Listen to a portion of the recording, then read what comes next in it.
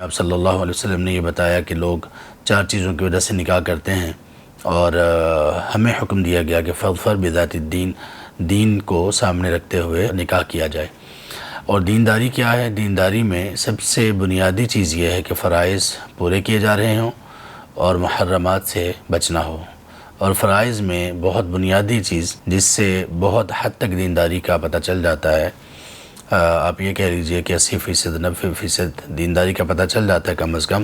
اس اعتبار سے کہ بندہ اسلام میں داخل ہے یا نہیں ہے،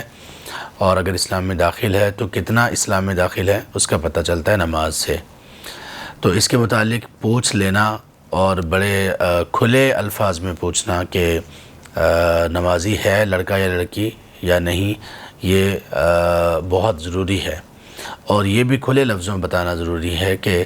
ہم نماز اور دین کی بنیاد پر رشتہ کر رہے ہیں۔ اگر دین میں اور خاص طور پر نماز میں کوئی کمی بیشی ہوئی تو یہ رشتہ نہیں ہوگا، یہ رشتہ ویلڈ نہیں ہوگا۔ اگر ہم کر بھی لیں تو یہ رشتہ ویلڈ نہیں ہوگا اگر کوئی شخص بے نماز ہے، خاص طور پر وہ جو مستقل نماز چھوڑنے والا ہے اس کا تو اسلام سے کوئی تعلق نہیں، اور جو دن میں کچھ نمازیں چھوڑتا ہے تو وہ ایسے ہی ہے کہ جیسے وہ دن میں بار بار اسلام کو چھوڑ کر کفر کی طرف جاتا ہو، پھر اسلام کی طرف آتا ہو، پھر کفر کی طرف جاتا ہو۔